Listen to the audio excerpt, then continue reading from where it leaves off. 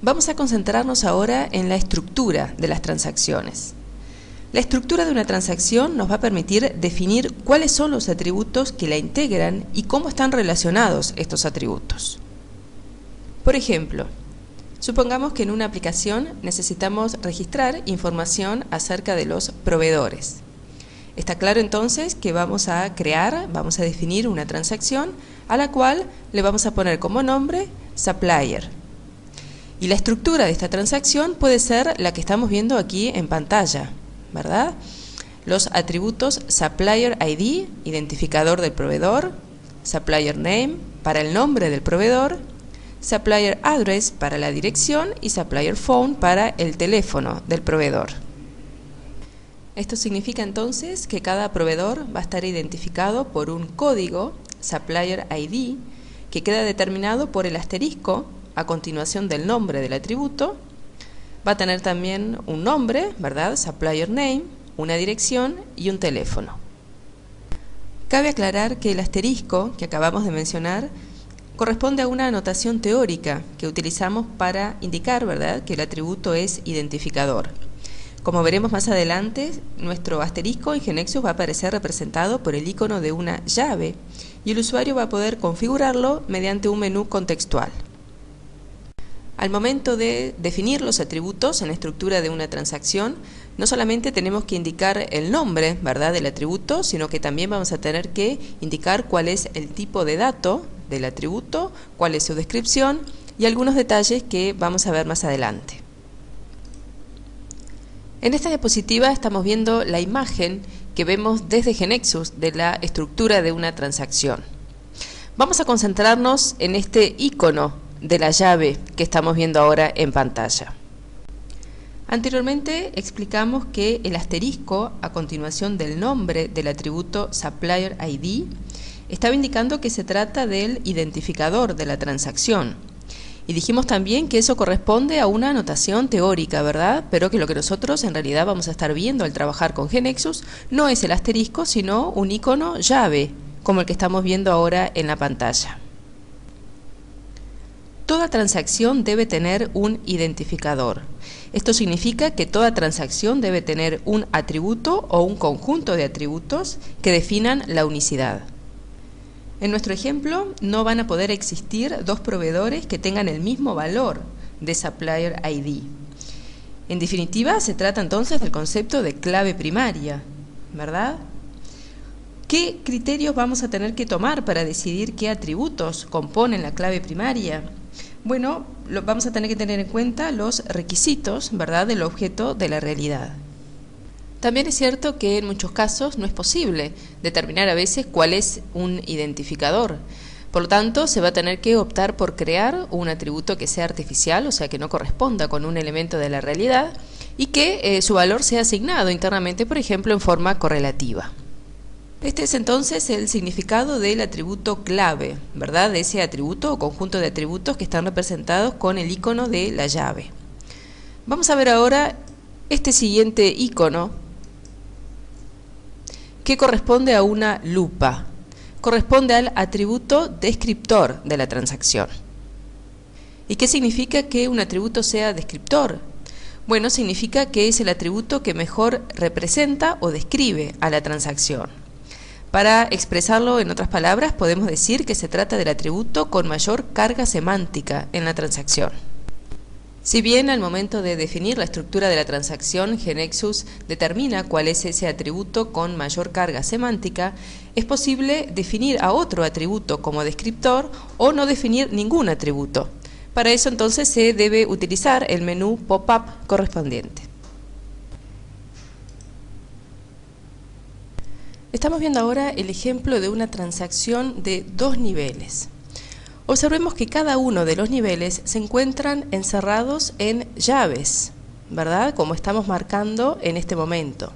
El primer nivel, ¿verdad?, corresponde a los atributos que estamos señalando ahora y quedan comprendidos entre el par de llaves externo. Mientras que el segundo nivel incluye, ¿verdad?, a los atributos que estamos marcando ahora y queda comprendido entre el par de llaves que estamos viendo aquí. El hecho de definir un segundo nivel significa que estamos teniendo varias instancias, ¿verdad?, de ese nivel para el nivel superior. Llevándolo al caso de la factura, significa que para cada cabezal de factura estamos teniendo varios productos.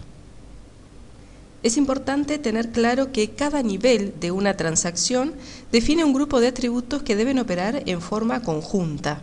Esto significa que ese conjunto de atributos deben ser ingresados, eliminados o modificados conjuntamente en la base de datos. Bien, en este ejemplo que estamos viendo acá, entonces, vemos lo que es la estructura, ¿verdad?, de una transacción de dos niveles. En la diapositiva anterior, si recuerdan, cuando vimos el ejemplo de la transacción supplier, lo que estábamos viendo allí era una transacción de un solo nivel, o sea, lo que llamaremos una transacción plana. Cuando hablamos de transacciones de dos niveles, es muy común que utilicemos el término de cabezal para referirnos al primer nivel y de líneas para hacer mención al segundo nivel. En el caso de las facturas, entonces, tenemos el cabezal de la factura y las líneas que corresponden a los productos de la factura. Para cada nivel de la transacción vamos a tener que indicar cuáles de sus atributos actúan como identificadores. El identificador de cada nivel puede estar compuesto de un solo atributo, ¿verdad?, como es el caso de los ejemplos que hemos visto hasta el momento, o puede estar formado por un conjunto de atributos.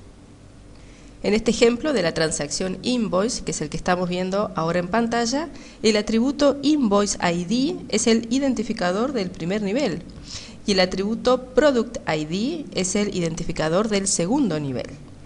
Esto que acabamos de decir significa que para un número de factura dado, ¿verdad?, para un determinado valor del atributo invoice ID, no puede repetirse el valor del atributo product ID en las líneas de esa factura. Cuando hablamos de transacciones de varios niveles, en realidad nos estamos refiriendo a que una transacción puede contener varios niveles que pueden ser paralelos o que pueden ser niveles anidados.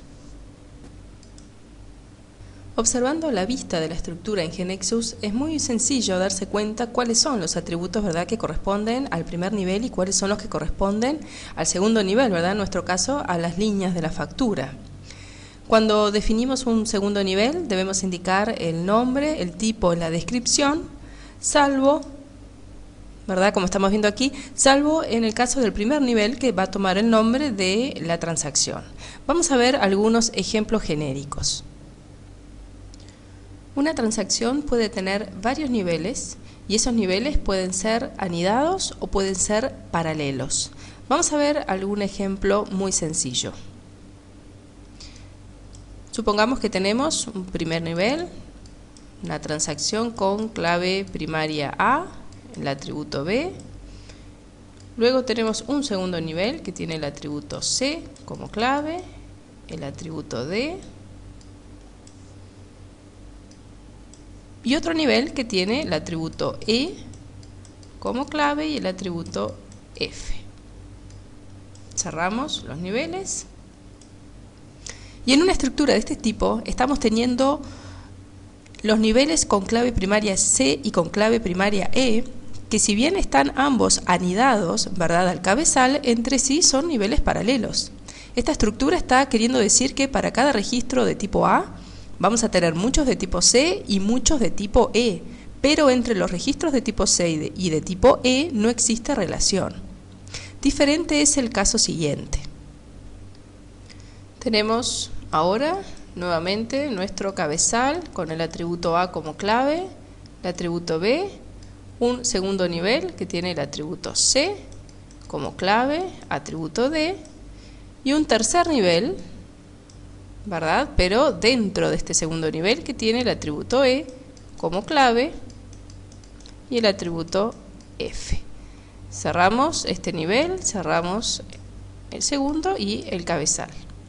Una estructura de este estilo nos está diciendo que para cada registro de tipo A vamos a tener muchos registros de tipo C y para cada registro de tipo C vamos a tener muchos registros de tipo E.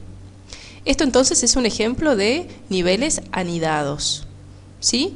Entre estas dos estructuras entonces vemos ejemplos de niveles paralelos, que es la estructura de la izquierda, y niveles anidados, que es la estructura de la derecha.